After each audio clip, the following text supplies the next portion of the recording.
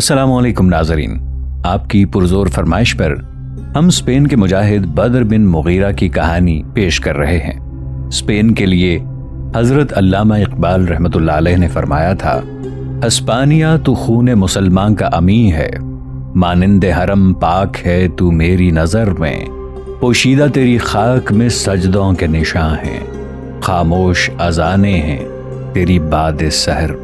तो आइए इस कहानी को शुरू करते हैं। 50 सवार पहाड़ के दामन से उतरकर घने जंगल से गुजरते हुए एक नदी के टूटे हुए पुल के सामने रुके।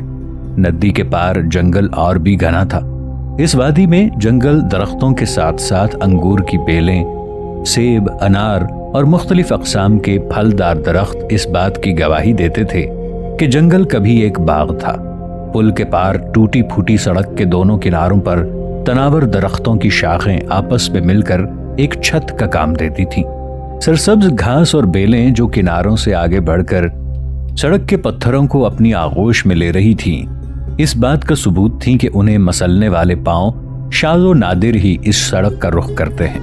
नदी का पानी ज्यादा गहरा न था और सड़क को छोड़कर ये सवार चंद कदम नीचे या ऊपर जाकर उसे आसानी से उबूर कर सकते थे। लेकिन किसी ख्याल के तहत आगे जाने वाले दो सवारों ने पुल के करीब पहुंचते ही पीछे मुड़कर देखा और पीछे आने वाली जमात को रुकने का इशारा दिया। ये तमाम सवार जंग के बेहतरीन साजो सामान से आरास्ता थे। सबसे आगे सवारों में एक की क़बा और इमामा सफेद था और आंखों के सिवा उसका तमाम चेहरा निकाब में छुपा हुआ था। उसका साथी उस रिसाले के बाकी सवारों की तरह ज़िरा और खुद पहने हुए था।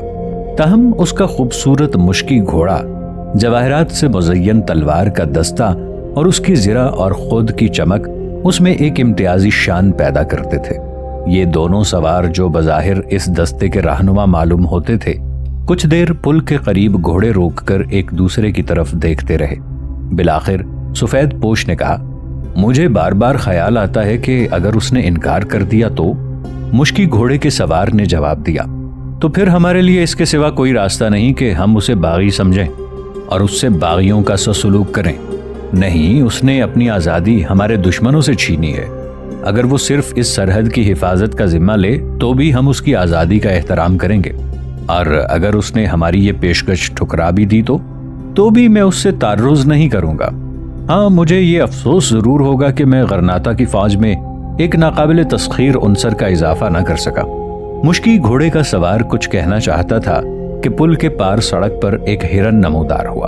उसने तरकश से तीर निकाला, लेकिन अभी कमान उठाई थी कि दरख्तों में से एक तीर सनसनाता हुआ आया और पुल के पास एक दरख्त के साथ लटके हुए लकड़ी के तख्ते में पैवस्त हो गया।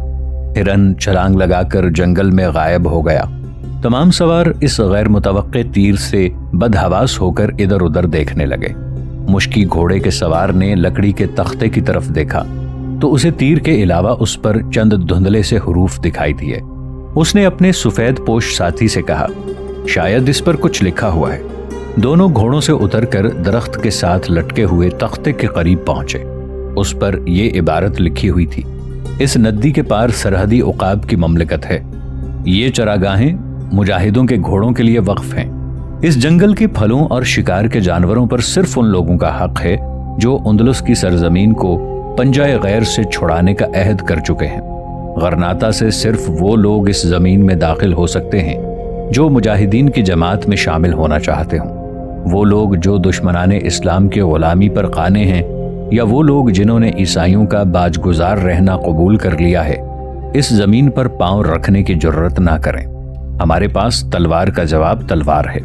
ये इबारत पढ़ने के बाद सफेद पोश सवार ने अपने ज़िरा पोश साथी की तरफ देखा और कहा, वो कुस्ता की तरह गरनाता के लोगों को भी शक व शुबे की नज़र से देखने में हक बजानिब है, लेकिन मैं हर कीमत पर उससे मिलना चाहता हूँ। ज़िरा पोश ने जवाब दिया, वो यहाँ से कोई 8 मील दूर एक पुराने किले में रहता है, लेकिन उसे अपनी नेक नियति का यकीन दिलाए बगैर हम वहां तक नहीं पहुंच सकते।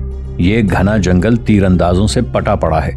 मैं सफेद झंडा दिखाता हूँ, शायद उसका कोई आदमी निकल आए और हमें नामा प्याम का मौका मिल जाए।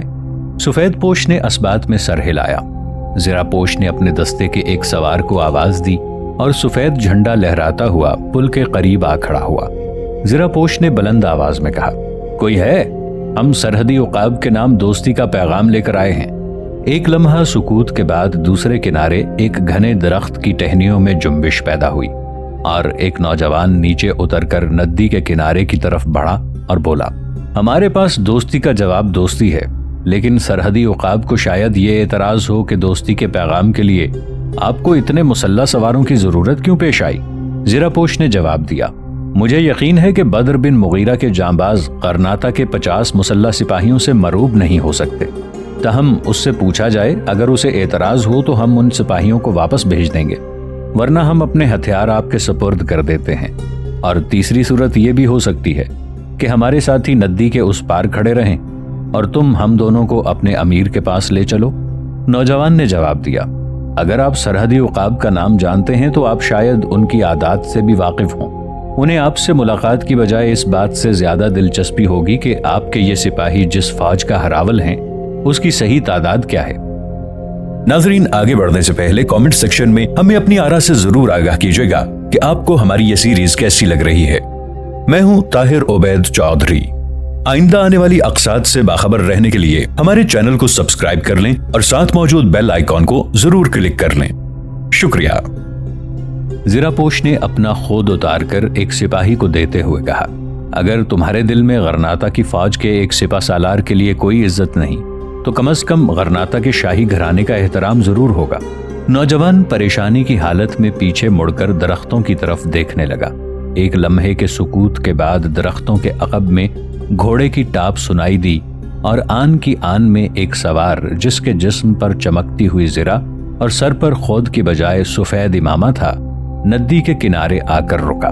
وہ 18-20 برس کا خوش وضع نوجوان تھا اور اس کے چہرے سے غیر معمولی شجاعت مترشح تھی۔ اس نے ایک لمحے کے لیے ندی کے دوسرے کنارے کھڑے ہونے والے سپاہیوں کا جائزہ لیا اور کہا، بدر بن مغیرہ سے ملاقات کے لیے آپ کو غرناطہ کے شاہی گھرانے کے کسی فرد کی سفارش کی ضرورت نہیں ہے، وہ ایک مخلص سپاہی سے مل کر زیادہ خوش ہوگا۔ زیراپوش نے جواب دیا، ایک سپاہی کے خلوص کی کسوٹی صرف میدان جنگ ہے، اور اگر قدرت نے مجھے اور تمہارے امیر کو ایک محاذ پر جمع ہونے کا موقع دیا تو میرے سینے کے زخموں سے ابلتا ہوا خون میرے خلوص کی شہادت دے سکے گا۔ جاؤ اپنے امیر سے کہو کہ اگر اسے موسیٰ کے خلوص پر شبہ ہے تو آج ہی قسطلہ کے کسی شہر پر چڑھائی کر کے دیکھ لے۔ میں اور میرے یہ 50 سپاہی تلواروں کی چھاؤں اور تیروں کی بارش میں اس کا ساتھ دیں گے۔ دوسرے کنارے سے نوجوان نے ذرا غور سے اپنے مخاطب کی طرف دیکھا اور کچھ کہے بغیر چند قدم نیچے جا کر گھوڑے کو ندی میں ڈال دیا۔ وہ زیراپوش کے قریب پہنچ کر گھوڑے سے اترا اور اپنا ہاتھ آگے بڑھا کر کہنے لگا، اگر آپ موسیٰ ہیں تو میں کوئی دوسرا سوال کیے بغیر آپ کی طرف دوستی کا ہاتھ بڑھاتا ہوں۔ موسیٰ نے نوجوان کا ہاتھ اپنے ہاتھ میں لیتے ہوئے کہا، تو آپ ہی بدر بن مغیرہ ہیں؟ میں حیران ہوں کہ… بدر بن مغیرہ نے اس کا فقرہ پورا کرتے ہوئے کہا، تو آپ حیران ہیں کہ ہم ایک دوسرے کو پہلی ہی نگاہ میں کیوں نہ پہچان سکے؟ موسیٰ نے کہا، میں یہی کہنا چاہتا تھا، میرا خیال تھا کہ آپ بڑی عمر کے ہوں گے، لیکن میں خوش ہوں، عقاب کہلانے کے لیے یہی عمر موزوں ہوتی ہے۔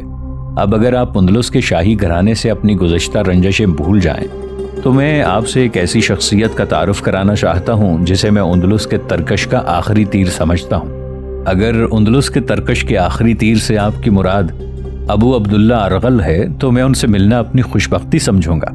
غرناطہ سے جو مجاہدین میری جماعت میں شامل ہوئے ہیں انہوں نے میرے سامنے غرناطہ کی صرف چند شخصیتوں کی تعریف کی ہے، اور ان میں سے فوج کے وہ سالار جنہیں دیکھنے کی میرے دل میں خواہش پیدا ہوئی تھی موسیٰ اور الزبغیری ہیں، اور شاہی گھرانے کا ایک فرد الزغرل ہے۔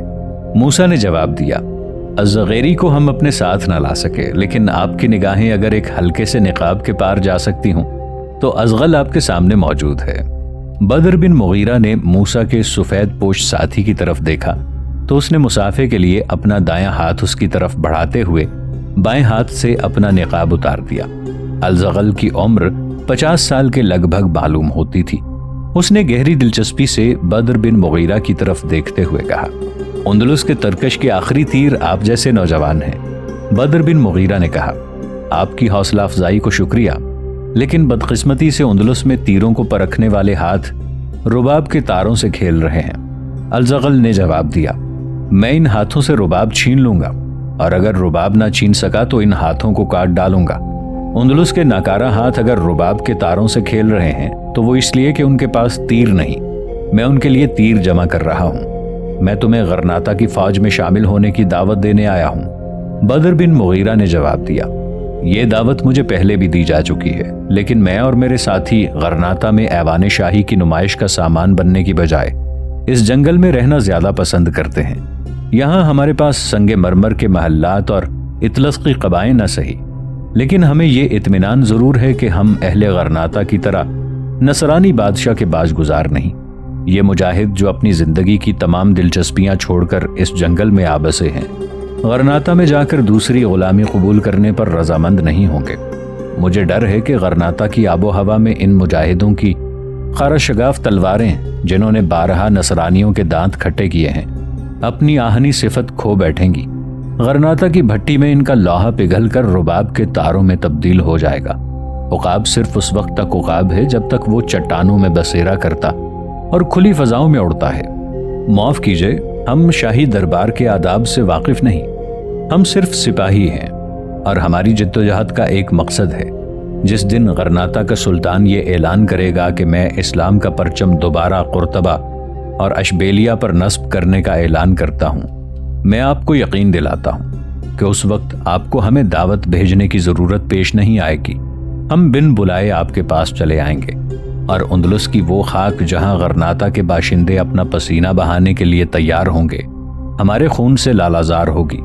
खुदा की कसम, अगर मेरे मुताल्लिक कोई ये समझता है कि मैं इंसानों के एक गिरोह का अमीर बनने के लिए ये ढोंग रचा रहा हूं तो वो गलती पर है। मैं एक सिपाही हूं और गरनाता के इस सिपा सालार का मुंतजिर हूं जो तारिक की निगाह और अब्दुर्रहमान का दिल रखता हो। ये वादी इसके लिए एक मुस्तकर का काम देगी और जब तक वो नहीं आता मैं इसकी हिफाजत करता रहूंगा। अगर वो सिपा सालार आप में से कोई है तो ये मोर्चा उसके लिए हाजिर है, वरना आप जाइए और मुझे इंतजार करने दीजिए। मुझसे पहले मेरे वालिद और उनसे पहले उनके वालिद इस सिपा सालार की आमद के शौक में इस मोर्चे की हिफाजत करते रहे। मैं भी अपना फर्ज पूरा करता रहूंगा।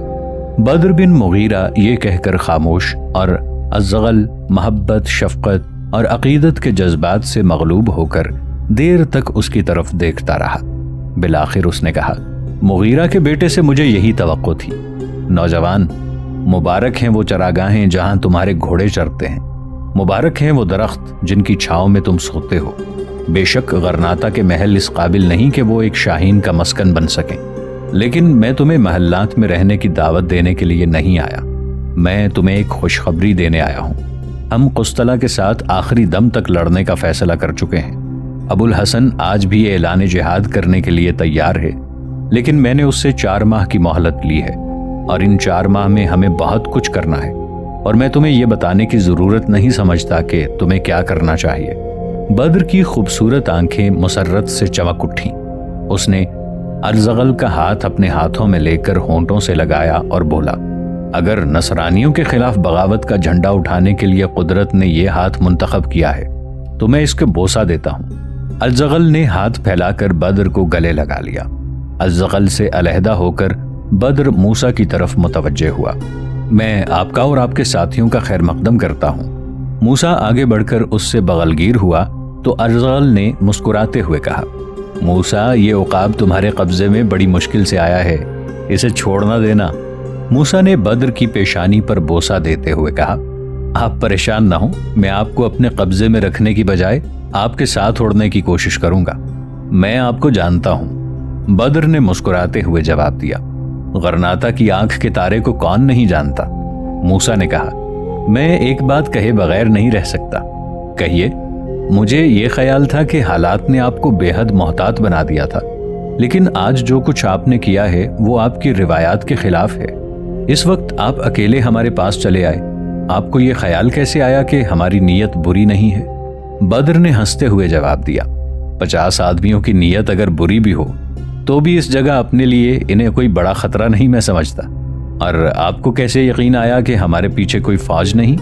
बद्र बिन मुगीरा ने जवाब दिया, जब आप यहाँ से 20 कोस के फासले पर थे तो मुझे आपकी आमद की इत्तला मिल चुकी थी और मुझे ये भी मालूम हो चुका था कि आपके पीछे कोई और फौज नहीं। और जब आप पहाड़ से नीचे उतर रहे थे تو میں ایک درخت پر بیٹھا آپ کی باتیں سن رہا تھا، اور اس کے باوجود میں کافی محتاط ہوں۔ حقیقت یہ ہے کہ اس وقت آپ کے 50 آدمی میرے ساتھیوں کے نرغے میں ہیں۔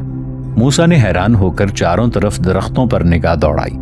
بدر نے مسکراتے ہوئے کہا، جسے ہدف دیکھ سکے اسے ہم تیر نہیں کہتے، میں آپ کی تشویش دور کیے دیتا ہوں۔ یہ کہہ کر اس نے ترکش سے ایک تیر نکال کر کمان پر چڑھایا اور پل کے قریب درخت کے ساتھ لٹکے ہوئے تختے کا نشانہ کرتے ہوئے بلند آواز میں کہا، ہمارے معزز مہمان یہ جاننا چاہتے ہیں کہ اس وقت یہاں کتنے عقاب موجود ہیں۔ تختہ تمہارا ہدف ہے، ہوشیار۔ جو ہی بدر بن مغیرہ کی کمان سے ایک تیر نکل کر تختے میں پیوست ہوا، مختلف اطراف سے تیروں کی بوچھاڑ آئی اور تمام تختہ تیروں سے بھر گیا۔ درختوں کے کٹے ہوئے پتے ہوا میں اڑ رہے تھے۔ موسیٰ نے حیران ہو کر کہا، تو ہمارے پیچھے بھی درختوں پر تمہارے آدمی ہیں؟ ہاں، اور آپ کے آگے بھی تختے کے دوسری طرف آپ اس سے زیادہ تیر پائیں گے، الزغل نے کہا۔ موسیٰ، اس نوجوان سے ہمیں بہت کچھ سیکھنا ہے۔ میں چند دن کے لیے فوف کے چند سالار یہاں بھیج دوں گا۔ میں اس کے سامنے بہت سی تجاویز پیش کرنا چاہتا ہوں، اور ہمارا ارادہ ہے کہ ہم آج ہی واپس چلے جائیں۔ بدر بن مغیرہ نے کہا، مجھے معاف کیجیے، میں نے آپ کو اتنی دیر یہاں ٹھہرائے رکھا۔ آپ میرے ساتھ آئیے، ہم اطمینان سے بیٹھ کر باتیں کریں گے۔ الزغل نے جواب دیا، لیکن آپ کی قیامگاہ یہاں سے کافی دور ہے، اور وہاں جا کر شاید میں آج ہی واپس نہ جا سکوں۔ میں آپ کو زیادہ دور نہیں لے جاؤں گا۔ آئیے، اس جنگل کے پھل اور شکار آپ کے لیے اور اس کے گھاس آپ کے گھوڑوں کے لیے حاضر ہے۔ ہم آپ کی دعوت قبول کرتے ہیں۔ یہ کہہ کر الزغل گھوڑے پر سوار ہو گیا۔ بدر کی رہنمائی میں سواروں کے دستے نے ندی عبور کی۔ دوسرے کنارے پہنچ کر بدر نے بلند آواز میں اپنے ساتھیوں کو حاضر ہونے کا حکم دیا، اور آن کی آن میں قریباً 200 تیر انداز ندی کے آس پاس دونوں کناروں کے درختوں سے نیچے کود کر اس کے گرد جمع ہو گئے۔ ایک سرپٹ سوار جنگل میں چھپتی ہوئی سڑک پر نمودار ہوا۔ بدر کے تیر اندازوں اور الزغل کے سپاہیوں کے قریب پہنچ کر اس نے گھوڑا روکا اور متذبذب سا ہو کر ان کی طرف دیکھنے لگا۔ موسیٰ کا پورا نام موسیٰ ابی غسان ہے۔ اس کی عمر 22 سال کے لگ بھگ معلوم ہوتی تھی۔ اس کی شکل و شباہت اور رنگ خاص عربی نسل یا بربری مسلمانوں کی بجائے مخلوط نسل کے ہسپانوی باشندوں سے ملتا تھا۔ اس کے چہرے سے سپاہیانہ جبروت سے زیادہ ذہانت مترشح تھی۔ بدر کی طرح اس کے سر پر بھی سفید امامہ تھا، لیکن زرہ کے اوپر وہ سرخ رنگ کی قبا پہنے ہوئے تھا۔ اس کے گھوڑے کی زین کے ساتھ چمڑے کے 2 تھیلے بندھے ہوئے تھے۔ بدر نے اس کی طرف دیکھتے ہوئے کہا، بشیر، تم آ گئے۔ یہ تاجدار اندلس کے بھائی الزغل ہیں، اور یہ موسیٰ ہیں۔ یہ ہمارے لیے ایک خوشخبری لائے ہیں۔ عنقریب قسطلہ کے خلاف اعلان جنگ ہونے والا ہے۔ بشیر نے گھوڑے سے کود کر ان دونوں سے مصافحہ کیا تو بدر نے کہا، یہ بشیر بن حسن ہیں، آپ نے ان کا نام سنا ہوگا۔ اندلس میں ان سے بہترین جراح شاید کوئی اور نہ ہو۔ انہوں نے قرطبہ میں اپنا عالی شان محل چھوڑ کر میرے ساتھ اس جنگل میں رہنا پسند کیا ہے۔ بدر نے اپنے ساتھیوں کی طرف اشارہ کیا اور وہ یکے بعد دیگرے جنگل میں غائب ہو گئے۔ تھوڑی دیر بعد بدر اور بشیر جنگل میں اپنے مہمانوں کی رہنمائی کرتے ہوئے ایک چشمے کے کنارے پہنچے، جہاں درختوں کے سائے سرسبز گھاس پر ایک وسیع دسترخوان بچھا ہوا تھا۔ بدر کے 50-60 آدمی یہاں بھی موجود تھے۔ انہوں نے مہمانوں کے گھوڑے ایک طرف باندھ کر ان کے آگے گھاس ڈال دی۔ الزغل اور اس کے سپاہی جب دسترخوان پر بیٹھے تو تقریباً ہر ایک یہ سوچ رہا تھا کہ میزبان نے اپنے غیر متوقع مہمانوں کے لیے کیا انتظام کیا ہوگا۔ بدر نے تالی بجائی تو درختوں کے ایک جھنڈ سے چند آدمی تشت اٹھائے نمودار ہوئے، اور تھوڑی دیر میں دسترخوان پر پرندوں اور جنگلی جانوروں کے بھنے ہوئے گوشت اور مختلف اقسام کے پھلوں کے ڈھیر لگ گئے۔ مہمانوں نے حیران ہو کر ایک دوسرے کی طرف دیکھا۔ بالآخر الزغل نے کہا، آپ نے بہت تکلف سے کام لیا۔ میں حیران ہوں کہ آپ نے آن کی آن میں یہ سارا انتظام کیسے کیا؟ بدر نے جواب دیا، میں نے آپ سے عرض کیا تھا کہ جب آپ یہاں سے 20 کوس کے فاصلے پر تھے تو مجھے آپ کی آمد کی اطلاع مل چکی تھی۔ مجھے یہ بھی معلوم ہو چکا تھا کہ آپ راستے میں ناشتہ کرنے کے لیے کہیں نہیں رکے، اور جب میرے خبر رسانوں نے یہ بھی بتا دیا کہ آپ اپنے ساتھ سامان رسد بھی نہیں لائے تو میں کھانے کا انتظام کرنے کے سوا اور کیا سوچ سکتا تھا۔ کھانا کھانے کے بعد لوگوں نے الزغل کی امامت میں ظہر کی نماز پڑھی۔ اس کے بعد بدر، ازغل، موسیٰ اور بشیر لوگوں سے علیحدہ ایک درخت کے نیچے بیٹھ گئے۔